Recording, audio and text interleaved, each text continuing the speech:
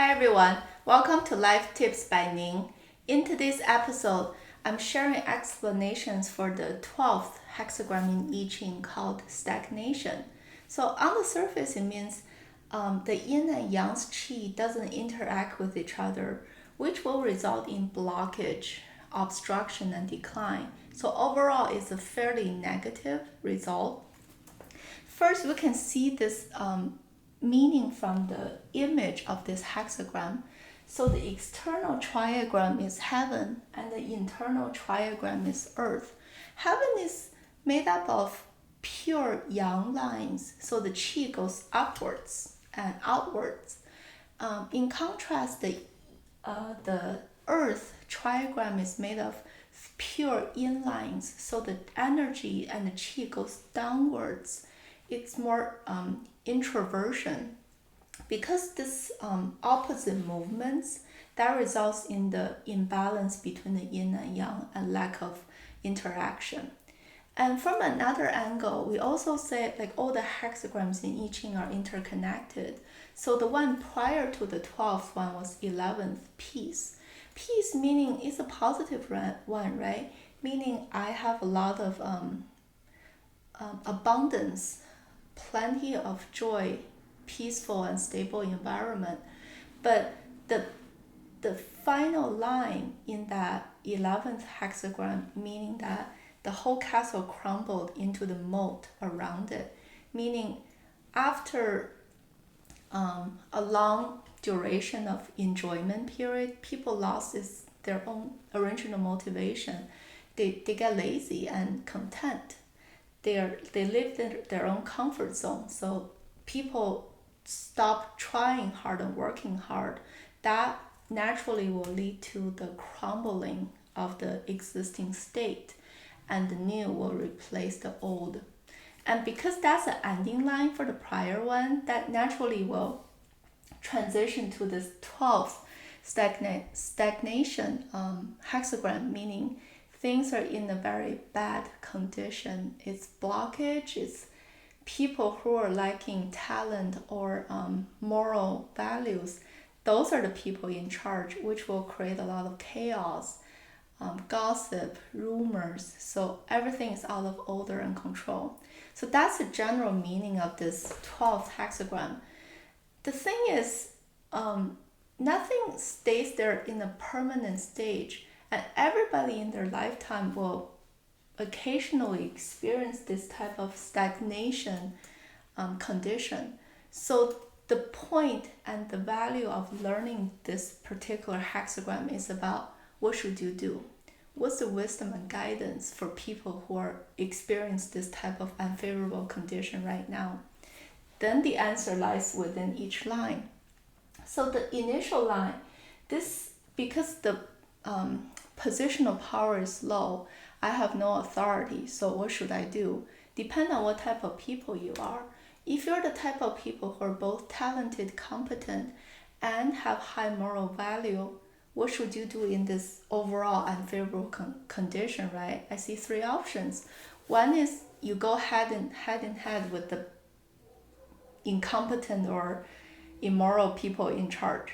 Who's gonna lose? You, because they have moral power. You're in this lower position. The second option is to go with the flow, give up my moral system, I become one of them. I might get temporary profit or money from it, but you lose who you are because you give up your value system. That's not ideal either. Last but not least, the third option is I retrieve, I restrict myself, I back off. I might quit or get away from the situation to preserve myself. While waiting for the right time to come, I develop myself and use the time to just grow myself. So out of those three options, the last one is definitely the best. This is what this particular line means, is retrieve. Don't go directly confront with the annoying or incompetent people in charge. Instead, make sure you don't just retreat and protect yourself, but take care of your like-minded friends, people who are in a similar situation with you. So it's the emphasis of togetherness. Let's do it together. Let's watch out for each other's interests, and we can all, as a group, back down and hide and wait for the right moment to come. So that's the smartest way to maintain your integrity in a stagnant obstruction period. Moving up to the second line, this one, even though it's still in a stagnant, declining, very unfavorable condition, what's going for it is the position, because we say in any triagram, the middle position is the balanced way. That's an advantage.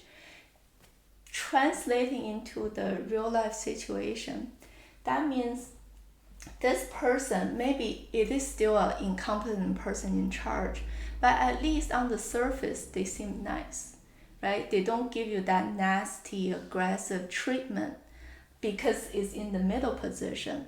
So in this case, they might actually try to entice you with like promotion, positional power, more money, whatever, all kind of like a flattery type of treatment, trying to let you become one of them.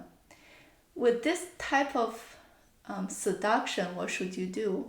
The wisdom for this one is resist it. Don't become one of them. And if you can keep true to yourself, rather than being steered away from the right course, the time will come for you to shine. But resist the flattery and the temporary external stuff like money or power, because those things will lead to disaster and danger for you. Like a real life example is, what if maybe a boss of a small company, they have low moral standard. Maybe they want you to have falsify some accounting records, and they give you a CFO position in the company. On the surface, it looks wonderful, but if you fall into that trap, something eventually will be discovered, and you'll be the scapegoat for all the fault and illegal consequences. So don't fall for that. Just resist the sugar-coating temptation. And moving up to the third line, this guy, because it's losing this advantageous middle spot, is not only it's not competent, but it has power, but also it has no moral. At least this guy tried to fake it and try to sugarcoat it because it's middle position. The third line, it doesn't even bother to sugarcoat. It's like the original line description is try to cover up its own shame. If a person doesn't even have a sense of shame and self-awareness, it's gonna lead to all kinds of disastrous behavior, because it describes this person has no moral grounds at all. You just do anything that's profit driven. That's a very scary situation. So if you land on this one, run away as much as possible. This is a very negative line result. So if you're faced with a person who has no integrity, no shame, nothing, do not interact, back off, because there's nothing good will come out of it from engaging with that person. And moving to the fourth line, this is like a transitioning from the yin to the yang. So you're saying you already reached the bottom, the worst point in time of stagnation. Now it's follow this way, right? The way of the universe, the Tao of the universe. The curve keeps on moving and circling around. Now you're actually bouncing back up. It's a turning point. So at this turning point, you're a yang line. You have this energy. It's actually favorable for you to move on the condition you follow orders, because you're still not in this fifth position with power. You're kind of like in a supporting role. So as long as you follow the right order and follow ethical leaders, now is the time to take action and move. But on top of it, because the external and internal triagram, each line, right? So the first and fourth, the second and fifth, and the third and sixth, because they're in the same position placement, they have a corresponding relationship. We know that the first line has this emphasis about togetherness, partnership, do it together with like-minded people. And because of the corresponding relationship, the fourth line has the same connotation of unite with trusted allies, do it together with your friends. So under the right leadership, in the right direction, you're not doing it alone. You're doing it with trusted people to collaborate. And once you guys reach success together, make sure you share the rewards and the honor with your group as well. So that's the wisdom for the fourth line. And moving to the fifth one, that's the guy in charge, right? It's high in the hexagram. I'm the one in power. I'm the one in the middle.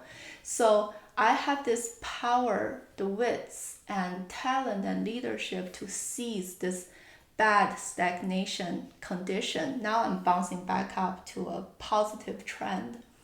But if you have this capability to do it, the focus for this line is about being cautious, being vigilant about your success and maintaining it.